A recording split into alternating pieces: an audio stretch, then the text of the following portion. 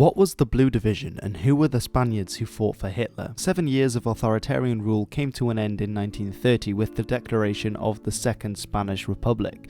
However, there were many within Spain who did not favour this new republic. Among these were the clergy and the traditional conservative elite, as well as monarchists in support of the exiled monarch Alfonso, known as La Renovación Español, and also Los Requetes, who were the Carlists who supported another branch of the royal family, on top of which there were also fascists known as El Falange, and importantly also the army. And as the Republic wore on, these groups began to arm themselves until in 1936 there was the outbreak of the Spanish Civil War, pitting the nationalists, monarchists and fascists against the remnants of the loyalist government, as well as anarchists and communists on the other side. Or let's just say sides. The fascist party in Spain in the 1930s was known as El Falange Española, which translates to the Spanish Phalanx. While they modelled themselves after the Italian black shirts under Mussolini and also the NSDAP party that had recently come to power in Germany, they never really attracted that many members in Spain and only ever won around 4 or 5% in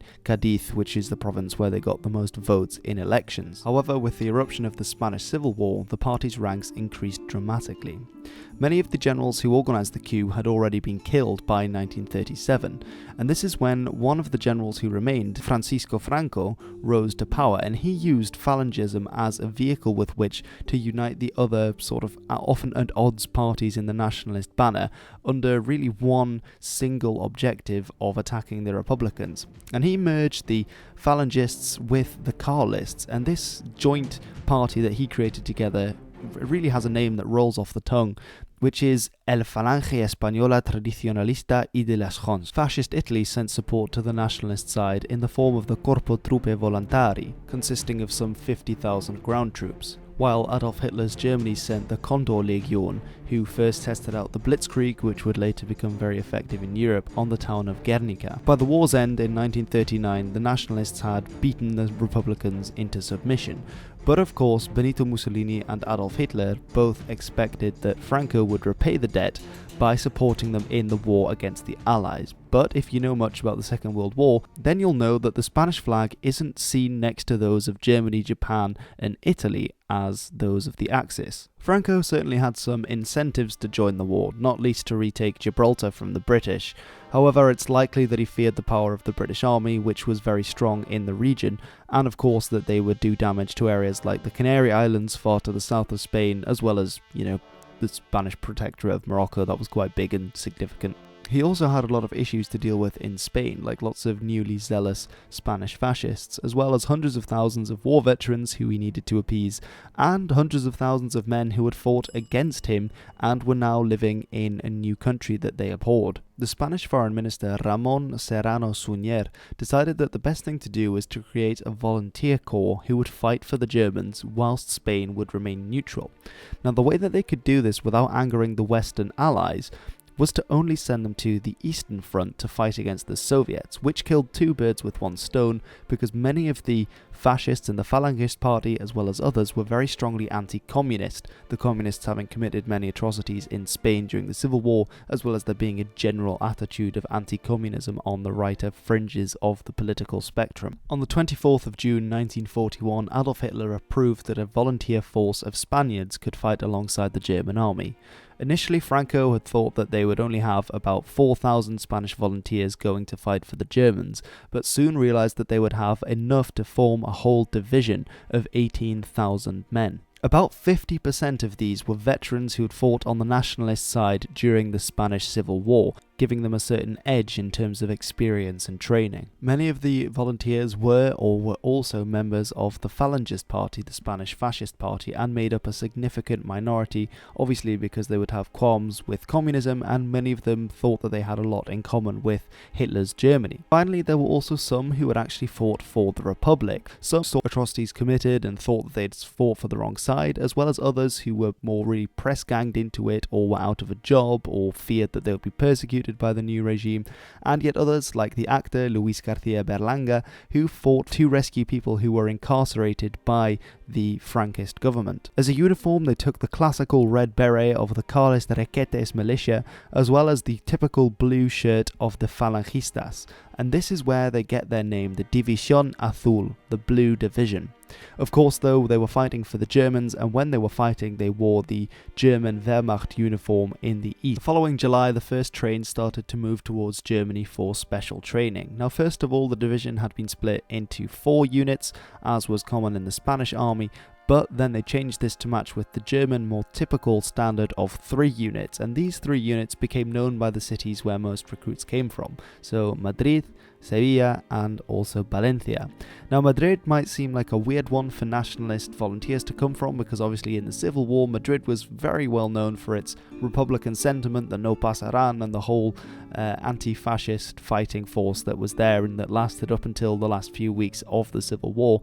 However, there was most of the time, they fled quite early on, a rather large minority of nationalists from Madrid, which is what likely is where these recruits are coming from for the Blue Division. Though initially it was meant to be spearheading the attack against Moscow, it was soon moved to be along the Volkhov River front, a stretch of 50 kilometers that they defended against the advances of the Red Army, although the real fame would come when they were moved to the southeastern front of the siege of Leningrad. The situation changed drastically on the 2nd of February 1943, when the Soviets successfully encircled the German army attacking Stalingrad, and following the defeat of von Paulus and his surrender, this ultimately boosted the morale of the Soviet Red Army, who then tried to do something similar at the siege of Leningrad. Operation Polyarnaya Zvezda commenced on the 10th of February 1943 and involved the 55th Soviet Army.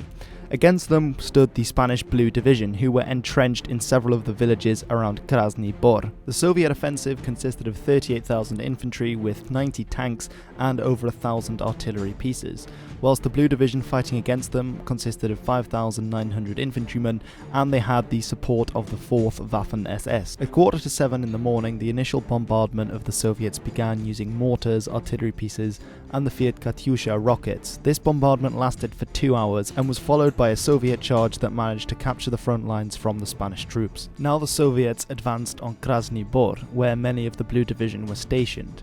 Here they held off repeated Soviet charges and 3 assaults by Soviet tanks, until by 11 there were only 40 combatants left in the factory that was under attack. Another place that came under attack was a hospital, often by many of the Soviet tanks, and here the Spanish Blue Division used Molotov cocktails and grenades, and with this managed to fight back the tanks from the town. For the remainder of the afternoon of the 10th of February and the next 2 days, the Soviets pushed infantry and tanks against the positions of the Spanish, but thanks to the stalwart defense and occasional reinforcements from German high command, they were able to hold their position against the numerically superior Soviets until the attack was cancelled on the 13th of February. During the 3-day battle at Krasny Bor, the Soviets lost over 20,000 dead, wounded and missing.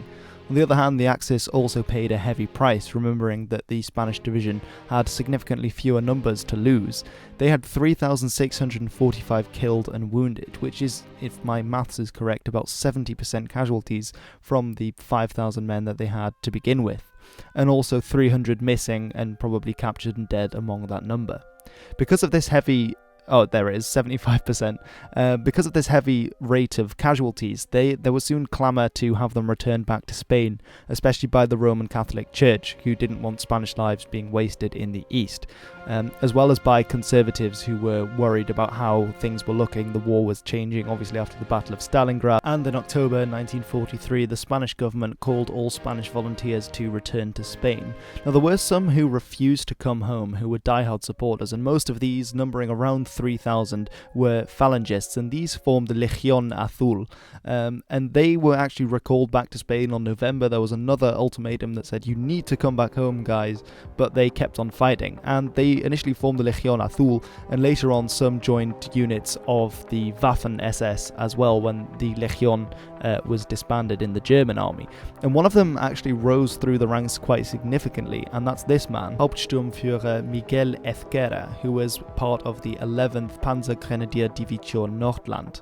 and he fought right up until the last days of the war in the Battle of Berlin, and then was captured by the Soviets and managed to escape, and then snuck back into Spain and made all sorts of claims that may or may not be true about receiving awards and being in touch with Hitler and that kind of thing. So there was definitely one Spaniard or several Spaniards involved right until the end at the Battle of Berlin, but the majority of them did go home. Whether fighting for the Blue Division, the Blue Legion, or independently for some of the SS brigades, the Spanish in the total of the Second World War, fighting for the Germans at least, lost 3,934 killed in action. 570 died of disease, and there were 326 missing or captured. 8,466 were wounded in action, while 7,800 went sick, and 1,600 were frostbitten, of course a very big issue on the Eastern Front.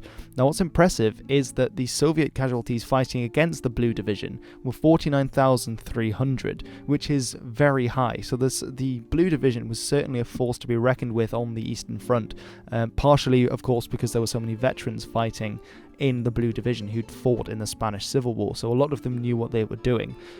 This is especially impressive when you remember that there were only ever 45,482 men, so different men on rotation on the Eastern Front, so there weren't that many on at one time, but through rotation and leave, there were those were the amount of Spaniards who saw combat.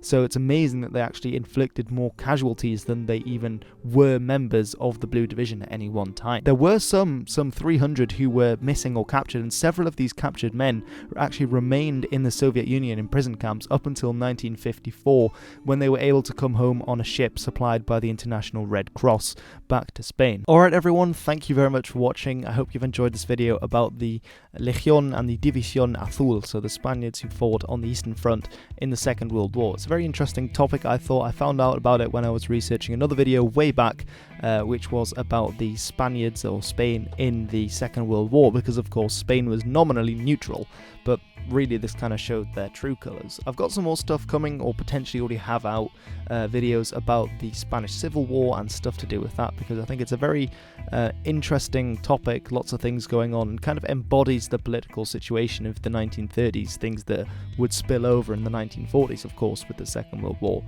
So I hope you've enjoyed it. Let me know if you did. Give me a thumbs up if you did enjoy it, and don't forget to share it around with your friends and that kind of thing. So I've been Hilbert, this is The History, and I'm out.